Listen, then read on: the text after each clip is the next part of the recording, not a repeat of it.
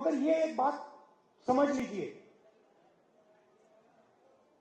कि जो मैंने आपसे पहले कहा, ये मेरे लिए राजनीति नहीं है, ये मेरे लिए लाइफ मिशन है, तो छोड़ने वाला नहीं हूं मैं। और मैं गारंटी करके कह रहा हूं, जो कांचा जी ने कहा, आप लिख लो, आप लिख लो, जाति जनगणना को कोई शक्ति नहीं रोक सकती है। और जितना इसको रोका गया, उतनी तेजी से, उतनी फोर्स से ये वापस आएगा। क्योंकि हिंदुस्तान के 90% लोगों को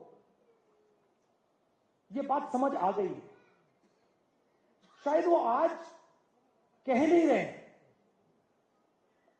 खुलकर कह नहीं रहे हैं, मगर उनको बात समझ आ गई है कि हिंदुस्तान के इंस्टीट्यूशनल स्ट्रक्चर में, हिंदुस्तान की इकोनॉमी में, हिंदुस्तान के जुडिशरी में उनकी कोई जगह नहीं है। और देश 90% उनका है। तो इसको रोका नहीं जा सकता है। और जैसे ही हमारी सरकार आएगी, मैं आपको बता रहा हूं, पहला काम जाति जनगणना होगा।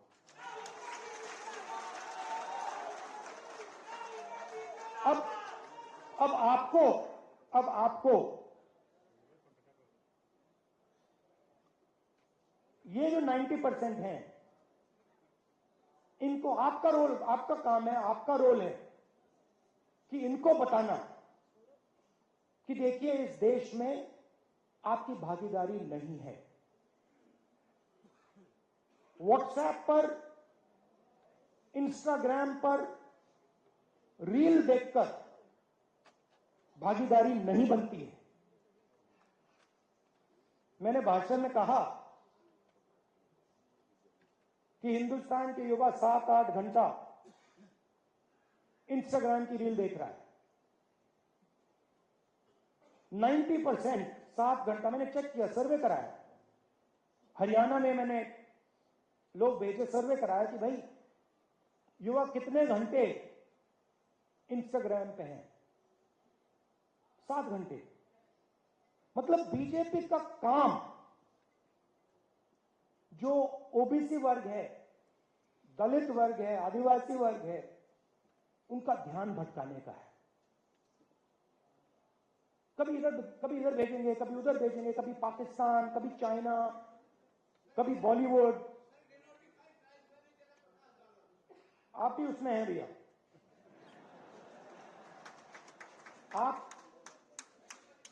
आप भी 90% में हैं। और आपकी हालत हम जानते हैं। आपको क्या सहना पड़ता है, हम सब जानते हैं। तो ये ध्यान भटकाते हैं। ये पूरा का पूरा जो इनको मूवमेंट है, इसका लक्ष्य ओबीसी का ध्यान भटकाना, यही है लक्ष्य। और प्रॉब्लम इनकी क्या है कि ध्यान को आप इतनी टाइम ही भटका सकते हो। और अब वो टाइम आ रहा है कि अब ओबीसी पूछ रहा है कि भैया ये हो क्या रहा है। मतलब राम मंदिर बन गया और उसमें हमारा एक आदमी नहीं दिखा।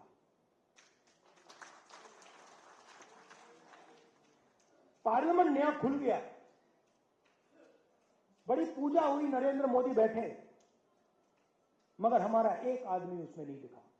दलित, आदिवासी, ये तो कह रहे हैं आदिवासी राष्ट्रपति है हिंदुस्तान में। मतलब ये कौन सी भागीदारी है।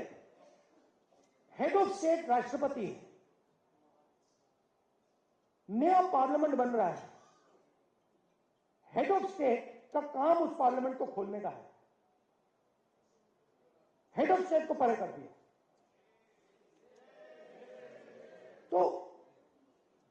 तो लोगों को ये बात समझ आ रही है। राम मंदिर में भी बिल्कुल यही हुआ। तो देश को ये समझ आ रहा है, 90% को समझ आ रहा है और इसको हमें आगे ले जाना है।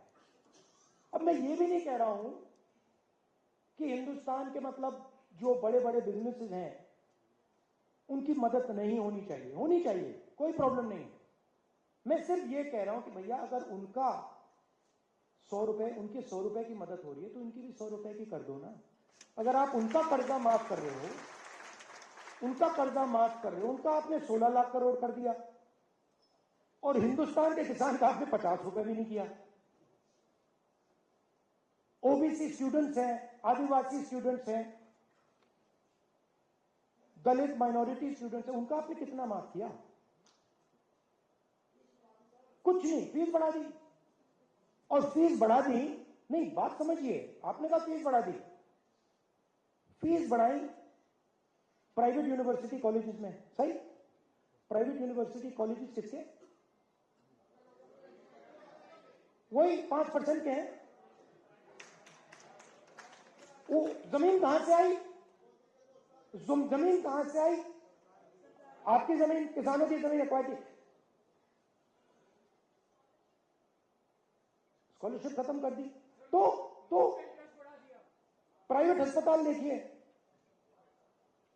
प्राइवेट कॉलेजेस, स्कूल कॉलेजेस देखिए, बड़ी बड़ी यूनिवर्सिटीज देखिए। आप जीएसटी का पैसा देते हो, जमीन आपसे एक्वायर की जाती है और फिर आपकी फीस बढ़ती है। और हर संस्था में ये है।